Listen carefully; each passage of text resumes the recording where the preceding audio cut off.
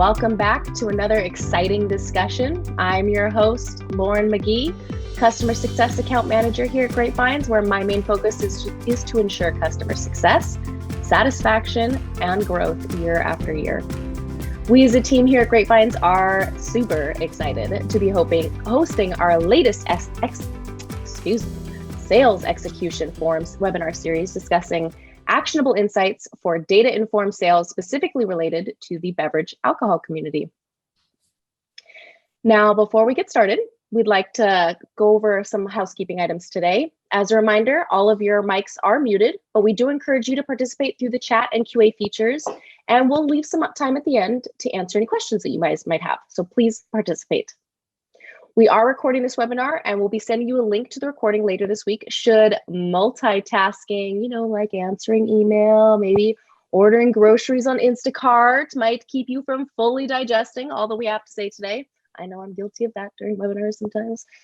Please note, this webinar is part of a webinar series focusing on data insights. If you find today's discussion informative, be sure to register for our next webinar for more great information from industry leaders.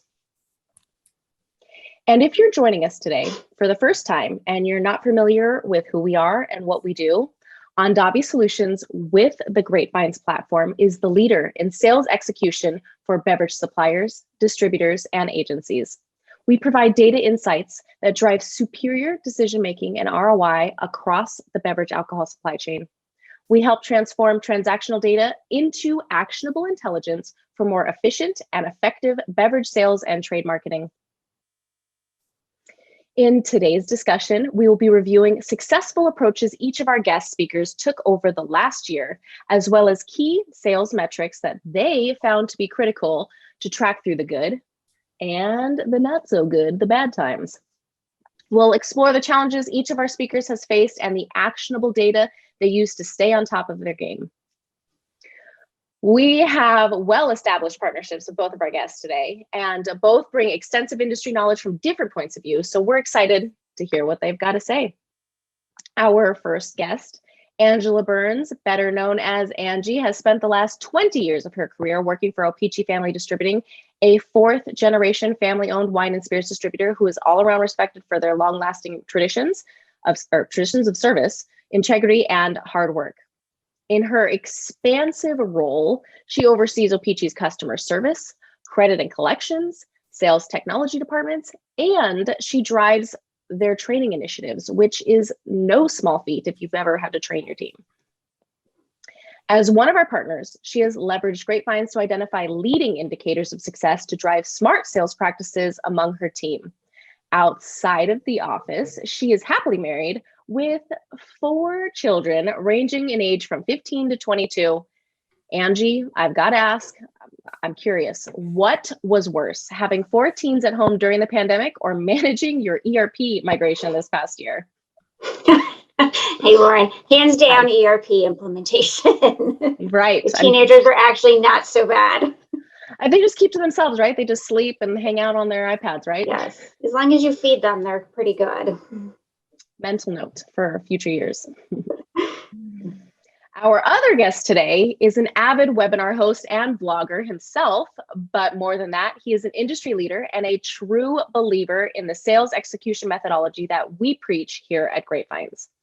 Ben Salisbury is the founder and president of Salisbury Creative Group, which specializes in helping wineries and craft distillers achieve high levels of sales effectiveness by leveraging technology, dare I say Grapevines, in their sales and marketing process.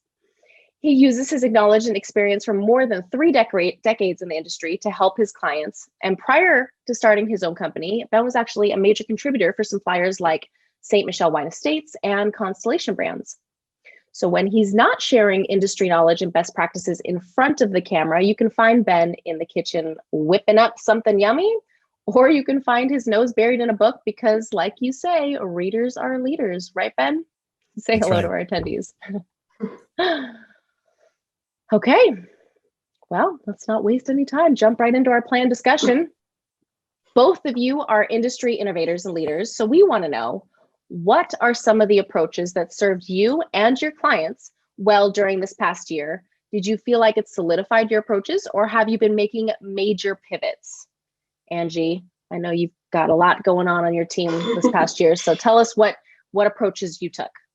We did. So when the pandemic hit, last year, we were very much a customer-facing organization, constantly meeting with customers, with our suppliers, with our salespeople inside. And within days, we had to completely change our entire business philosophy.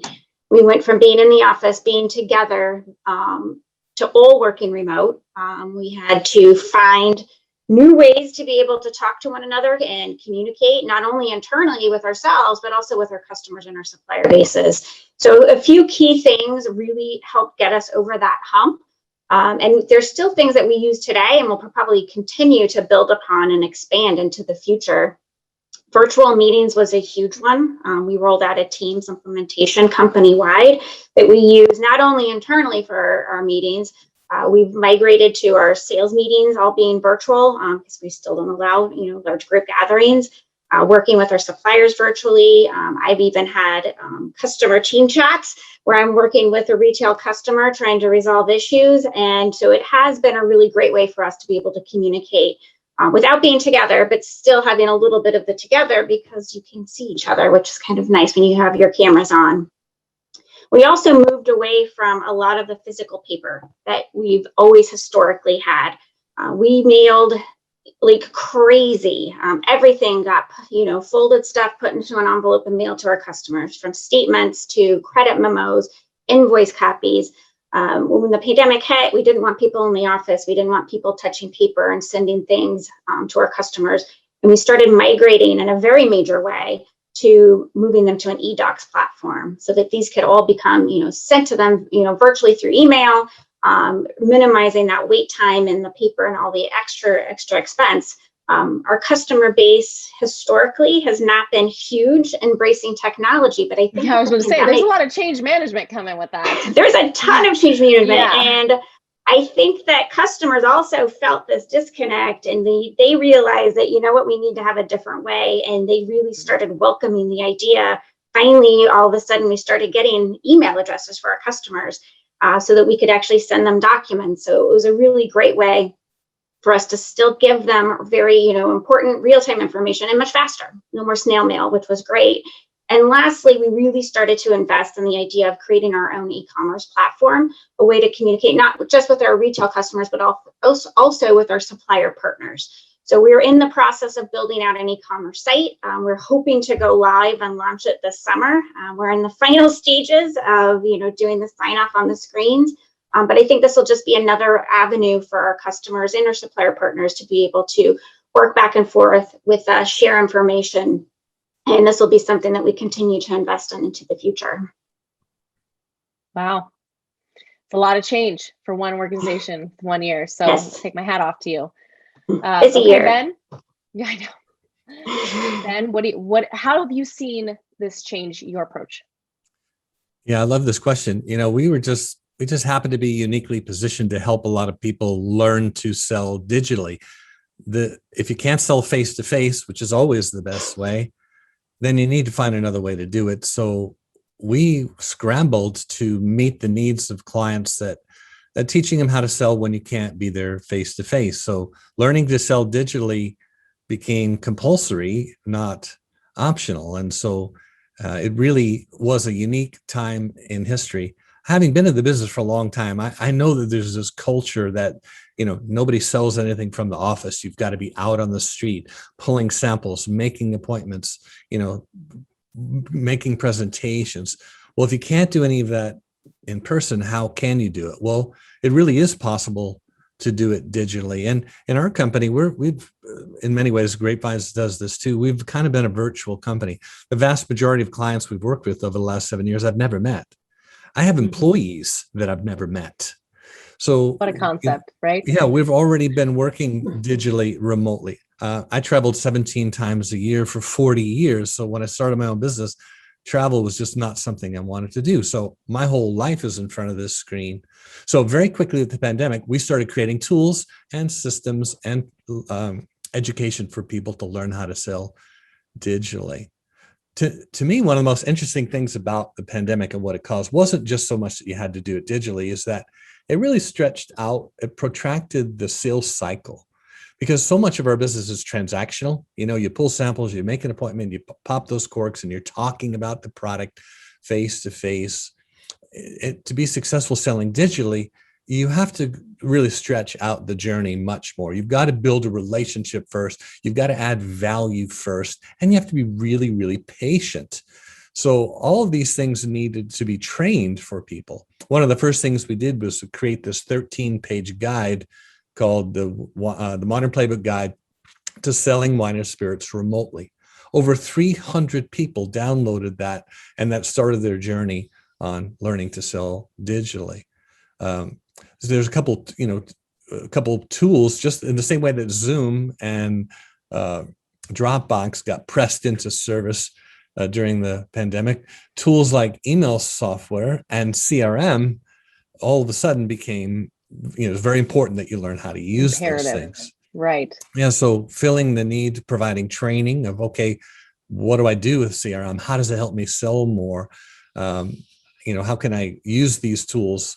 That was a need that we rushed to fill. The whole idea of sending email using something like Gmail or Outlook is pretty, it's not scalable. And nor is seeing people face to face isn't scalable either. So one of the nice upsides to the pandemic is it taught people that it is possible to speak to 1,000 people at once about your product, or to attract people to a webinar, even a trade specific webinar where you're giving some very intense high level training. So overnight, all these new skills needed to be learned, and there just weren't a lot of tools out there to accommodate that need. And so we felt like we really had a mission to try to help as many people as possible. We created those guides. We created our first online course where people could enroll to learn. Are those your master classes? Yeah. So, our signature course is called Wine Sales Stimulator, which works for spirits, beer, and everything else. But that probably wouldn't have come about were it not for the pandemic. So there was a need, and we rushed to fill it. But to me, one of the most fascinating things has been this learning not to sell in too much of a transactional way, selling in a relationship way. And that means gathering information, doing your homework. And of course, it's really hard to do that at scale without a CRM system. So all of this really was like the perfect storm for learning to use tech in your sales process. Yes.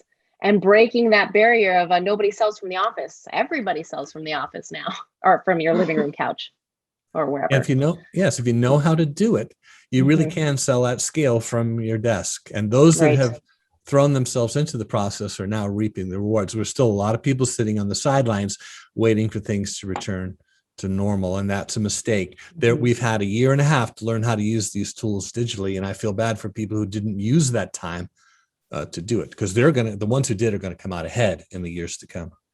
Absolutely. And we can see the benefit from turnover too, as people switch roles, or, getting brought back on from being laid off or whatnot. They can hit the ground running because all of the information is in one centralized place. We're seeing a lot of that. Okay, moving on to our next question. The pandemic caused a lot of quick changes to beverage alcohol distribution practices. In what ways did you adapt to maximize data in these new channels? Ben, you're on a roll. Let's start with you, and then we'll drill in to Angie. Yeah, I know this sounds like it was pre-rehearsed, but CRM became the center of the universe, or it should have been for all of these people. You're singing our praise there, Ben. Keep going. If you go on your street and you hook up the fire hydrant from your street to the plumbing of your house, you find out real fast where the leaks are. And so all of a sudden, everybody's working digitally. And it's like Angie was saying, emailing static documents is just not going to cut it. Well, it's the same with your sales process. If you're using Outlook as your contact manager, and you're using an Excel spreadsheet, or worse, a spiral notebook to keep track of your clients' conversations, this is not sustainable. So learning to use CRM more than just, a place to get your depletion reporting became really important overnight. And so the need to use these tools is one thing, but the other big change was the need to spend time on research, because you couldn't go anywhere. But it opened up a new world to people when they realized just how much information you could get through social media, LinkedIn, using search tools like Yelp. I mean, Yelp has evolved dramatically. It has so many attributes of accounts, both on and off premise. So, for example, one of the things we encourage our clients to do is start making a list of all the liquor stores that have a heavy e-commerce component, where some of them are selling more off their website than they are inside the brick and mortar. You need to know who those stores are. You need to designate them as such in your CRM system, and you need to develop a strategy to approach that. And same thing with restaurants. All the restaurants were shut down overnight, but slowly and surely people started turning their sidewalks into outdoor dining. They started doing things to go.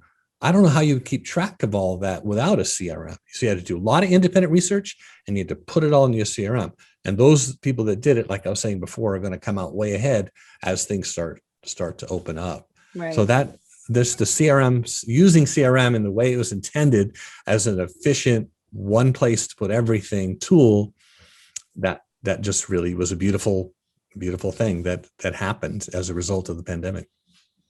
I know. And talking about CRM in the traditional aspect of customer relationship management, it can be done in so many different ways now. And as one of our customers, Angela, you're using Grapevines in a new way to kind of maximize data in these channels. Tell us what you guys are doing over there. So from the pandemic, one of the things that we really needed to try to figure out, because all of our on-premise accounts closed really overnight, it felt like, and over time, some of them started to reopen, whether it was takeout, some of them started to do outdoor dining, but understanding who was open, who was still closed, who was doing some version of takeout or, outdoor dining was really difficult when you have thousands of accounts going across multiple states. We actually did leverage Grapevines. We sent out surveys to our salespeople for all of our on-premise accounts, really to create new account segments in our host system as well, to identify accounts that were still open, ones that were temporarily closed, and ones that were still out of business. And that information was actually really key to us in a lot of different ways. Not only were we able to identify the accounts that we're not actively able to sell, it also helped us identify the accounts that we're not in a position to collect open receivables on either. And a lot of the credit laws changed in a lot of these states. Usually, very tightly controlled credit laws were completely relaxed. In some areas, in one state we do business in, they still have a credit extension in place from over a year ago. To help, which I agree. I think it was important to help, restaurants bounce back. But on the same side, trying to understand and plan as a company corporately, what are going to be our potential losses at the end of the year? Mm-hmm. So being able to utilize Grapevines, and we sent out multiple surveys over the course of several months because statuses change. So to find out who's now reopening, who is still closed, and we were able to use that to help manage our receivables. We were able to get a snapshot early on in the process of where we could have our potential losses.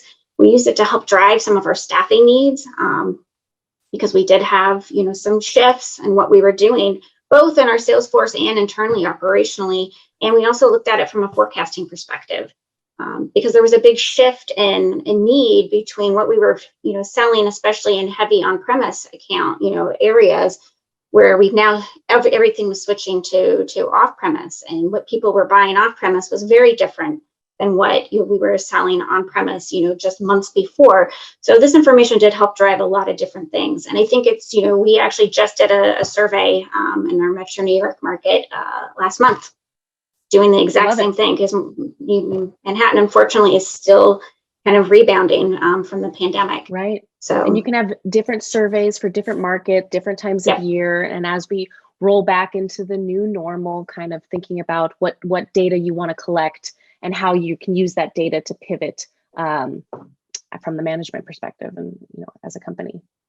Absolutely. Very cool. We love to see that play out. Okay, moving on to the next question. What digital and virtual ways of working that have actually become the new norm do you see as the most impactful and helpful for your teams and clients? Angie, let's start with you on this one. So for us, I would say hands down, it has to be the virtual meetings. And it's more than just virtual meetings. So we rolled out Microsoft Teams corporate wide, and we're using it in a variety of different ways. It's for having meetings like this, whether it's with, internal people, outside individuals as well. But we also use it internally. The chat feature's been extremely helpful. I have, different chat groups set up amongst, my customer service department, credit departments. Helpful or distracting is a fine line there, right?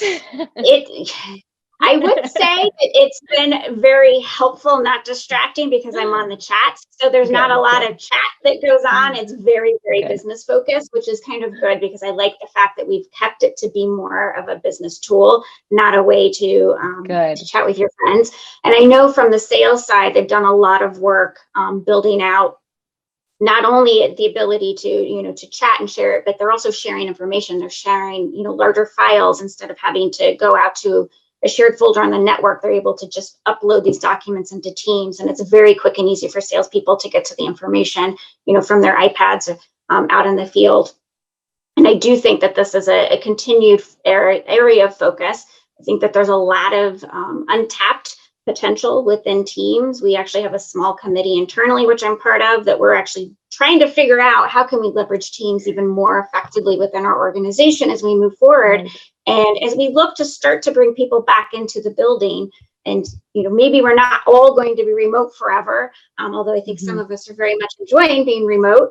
Are we still going to use it? And I think that yes, I think we will. I think we've kind of learned that you don't all have to be in one room to get very big things done. You can be very effective working remotely, whether it's from someone across the country. I have a lot of staff in different states, and some of them, which I've hired people, I've only met them virtually over the last year, but I actually feel like I know them when you can video conference, because it's not dramatically different. I think you still get that relationship building from any type of a video, chat platform, whether it's Teams or, something else. And I think that that's, something that as a company we'll continue to invest in into the long term. Absolutely. And having those sales reps have direct access to quick answers or file uploading, that's huge. I mean, anything is quick and easy for reps is, it's great. My credit department chats with their salespeople. That's kind of their new back and forth. But that being said, there's still certain things I want coming through email. Yes. It's nice to have the paper trail when you're approving different things, making exceptions. And so you have to find the balance. I think balance is always very important in these types of issues.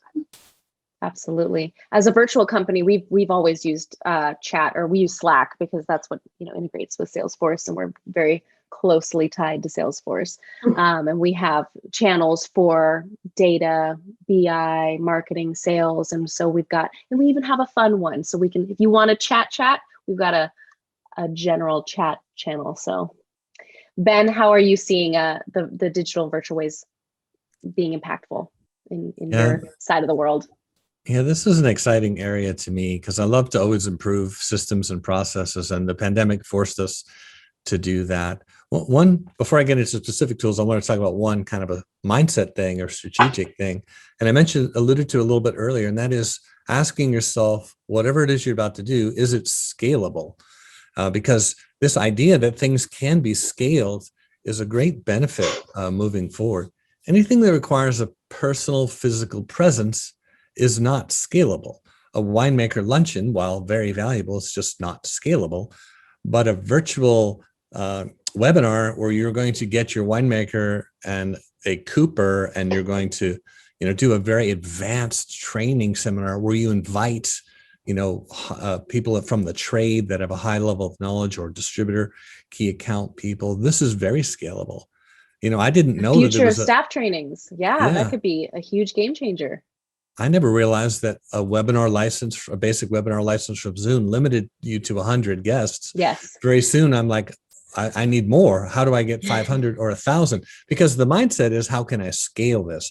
It's just as easy to put on a webinar for 1,000 people as it is 2 people.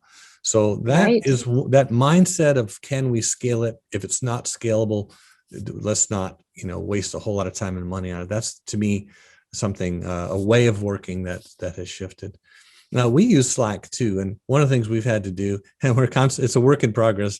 We could always be doing better at it, but trying to get out of email as much as we can if there's right, because you're inundated now. So using Slack and using a project management software, we chose Trello. We love Trello. There's other tools like it, Asana, et cetera. And for us, Trello is a workflow process where everyone can collaborate, even our clients. So like if we have a new project going, we invite the client to the Trello board and we set it up so that everybody goes there for information. They go there to ask their questions. They go there to move projects along the continuum. So just getting better at using software. There's so much great software out there that people just weren't taking time to learn before. So it isn't just about doing it virtually. It's about leveraging software to do it really efficiently. One of the things we still struggle, when do I put something on Trello and when do I do it for Slack? And for us, the big differentiator is Slack is an internal communication team.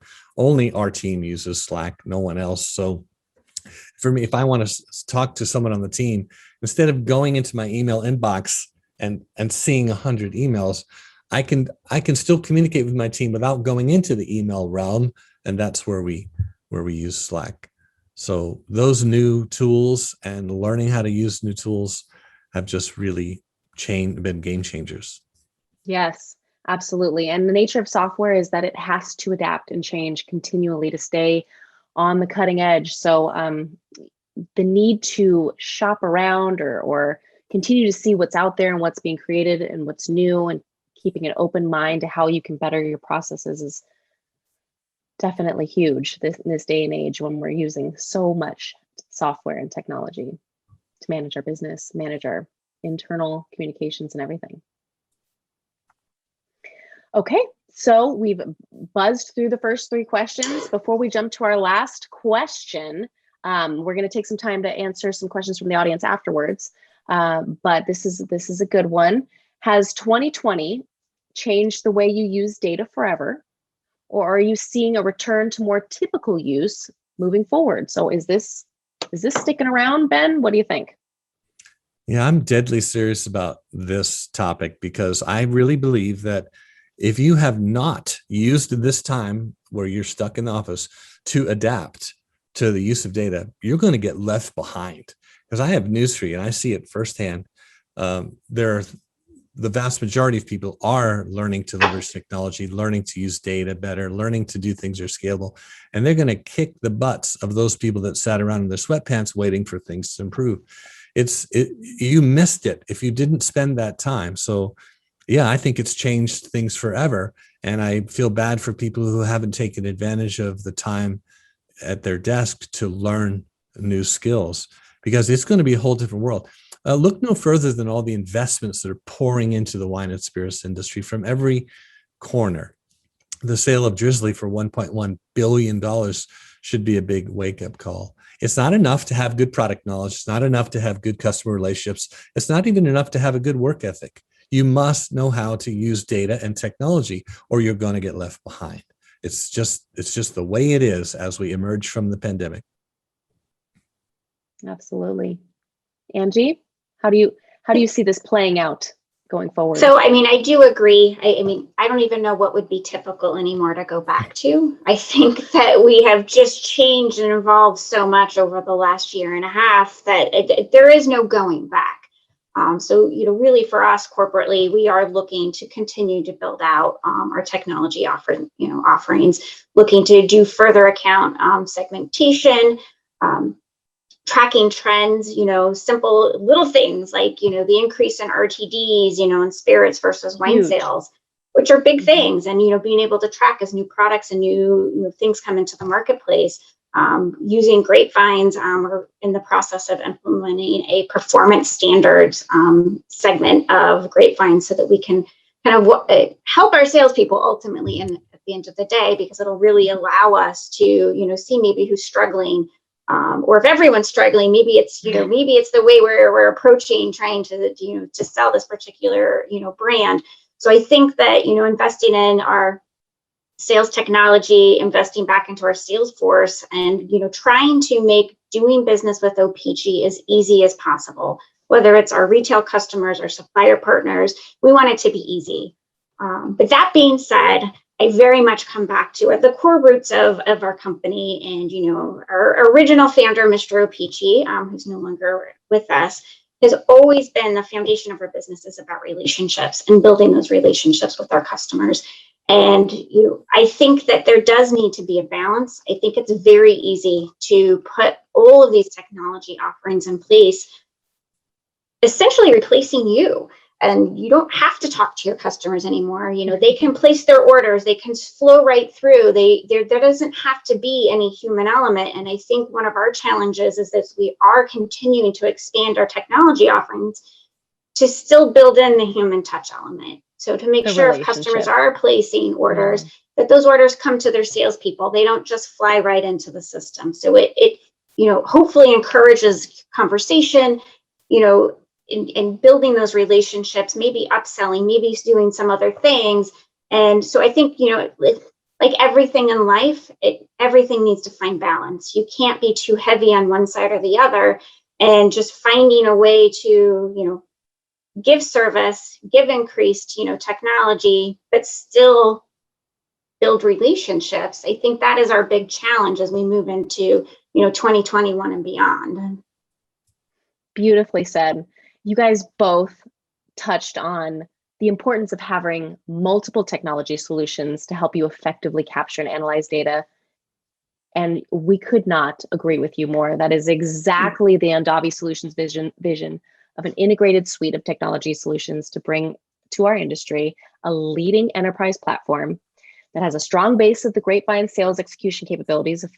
We're building a pie. Grapevines is the crust, and we're layering in other technology solutions, whether it's for internal communications or e-commerce or whatnot. We're layering it in, and we're also adding in different aspects of data to help you make actionable insights for data-informed sales. So I don't know what making or eating pies has to do with selling cases, but it seemed like a good analogy at the time.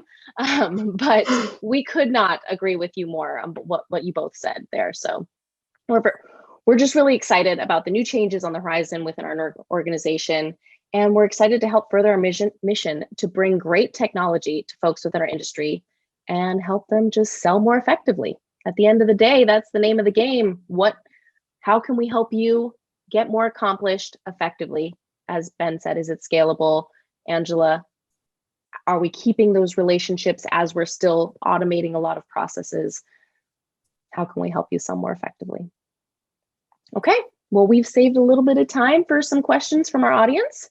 So taking a look at our questions bank here. Ooh, looks like we have some great participation today. Thank you for your lively participation. It makes it fun when you guys interact with us, so we can help have a lively discussion. Okay, question number 1. This question is for you, Angie. Did the collaboration with your suppliers change during the remote process? Yes, I believe that it did. I think that, suppliers used to come and do work with all of the time. So now they actually tried, and I think somewhat successfully, and maybe not successfully everywhere, to do virtual work with our suppliers. How does that go? So the guy just hold around someone on his phone on Zoom? How does that work? To a certain extent, yes. I think it was kind of met with mixed reviews, but those were some of the things that were being, thought of and attempted out in the marketplace.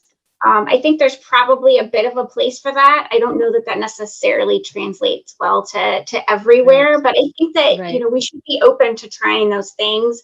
I do feel like it's that type of a situation that as, everything starts to open up and the world starts to come back to some semblance of normal, I think you're going to see kind of a going away from trying to make those types of activities more virtual, but those really, I think, are more impactful in person, but it's not to say that it can't be done. So, from that standpoint, yes, I think that it changed, and, I think that's where we're going to kind of see a migration back to maybe what was kind of the norm of the past. Hard to get a lay of the store on your phone or whatnot, you can't read people's expressions or their body language or see how products displayed in the store, where your product stands out from others. That's tough. But on the flip side of that, I know that they've had a lot of successful trainings where they would have a winemaker come on and do, a virtual session, or someone with, from one of our suppliers come on and talk about their new products and doing some new product launches and giving new information, to our own salespeople. And I think those proved to be very effective because, again, you're seeing them talk. It's more interactive, just like, I am with you today. I feel like I'm talking, just with you, even though I think there's a lot of other people watching that I can't see. So Right. I do think that it's kind of that twofold. I think that's where you might see more of that continue to happen, because you open up the door for a lot more information sharing, because you don't need to have someone fly from California to New Jersey. You could do that with just an hour, long meeting. So. Absolutely. Ben, do you have any comments to add? Well, I don't know how popular or unpopular this will make me, but I think a lot of suppliers have been depending way too much on their distributors to do stuff. And so now they've had to learn to do a lot more of it themselves. And I think that's a good thing. Absolutely. Okay. Look, we've got a lot of questions, so I'm just going to fire some back at you. Number 2 on our question bank here. What key sales metrics do you feel are most important? Angie, from an operation standpoint, sounds like this might be better geared towards Ben. I know he'll hit this straight out of the park. Feel free. I'm going to have Ben take this one. And if you have anything to add, feel free. Perfect. All right, Ben, what key sales metrics do you feel are most important? Yeah, the usual sales metrics that have been around forever, as we talk about a lot, are very backwards looking, and they're not very useful. They're even less useful now because the marketplace has shrunk there, especially on premise. And so the metrics that I like to focus on are more qualitative things, more forward-looking things. Where should we be doing business? I'm a big believer the 80-20 rule is real, and you ignore it at your peril. Well, there's an 80-20 inside the 80-20, and the pandemic has really compressed that. And what I mean by that is it's even more important than ever to know where the business is being done, identify those accounts, both on and off premise, chain and independent, as the most important targets, and then make all of your metrics go to work just on that group. So, for example, if you identify all the independent liquor stores that have a heavy e-commerce component and you go into your CRM system, you create a custom field and you identify that, now you can run your account sold reports and your pod reports and your depletion reports just on that group. Isolate that group as a high value target list. And what does our presence look like there? And then you can look at more advanced metrics like velocity, sales per point of distribution, because not every pod is as valuable as other pods. So you have to know which ones are, and those are the ones you really want to protect. It's easier to sell a second or a third product to an existing customer than it is a new one. And so these metrics really drive performance in a forward-looking way. Another thing is retention, understanding how to measure retention and how to keep track of your best customers. This place has been, buying a case of this product every other week for the last 18 months. That's a very valuable placement. And so just looking at accounts sold and just looking at depletions doesn't give you that granularity. So thinking about how can metrics be used in the context of a super concentrated 80-20, now your business is really going to accelerate. It's very ironic that the more you narrow your focus to the accounts that can make a difference, the faster and more accelerated your sales results will be. It is a less is more approach, and that's really hard to fit into our brains sometimes. Absolutely. And they're equipped with daily level invoice level data now, whereas before we were always looking at last 30 days, making decisions based off of a month's old data. Now we've got up-to-date data coming through, and you can make fast-paced pivots if you're seeing a sales effort isn't driving what you're hoping for it to do. Angela, do you have anything to add? No, I think that was said perfectly. Perfect. Well, we are heading up here on time, so I'm going to cut it off on the questions. But if we didn't get to your particular question today, we will follow up with you directly, so fear not. But we would like to thank everyone for today's discussion. We hope you found today's information valuable and entertaining, and we hope you come back to participate in the next discussion. And of course, we'd like to take a moment and especially thank Ben and Angie for taking the time to share their experiences with us. Thank you. Look at my homemade sign here. I personally really enjoyed both of you, or speaking with both of you today, and all of your insights that you had to share. And as a reminder, if you felt today was a good use of your time, we encourage you to register for the third webinar in the series, focusing on future sales indicators, the data insights you should be using to drive sales, which is coming up in 2 weeks. That's a wrap from all of us here at Grapevines. We hope you enjoy the rest of your day and week. Cheers, everyone. Until next time.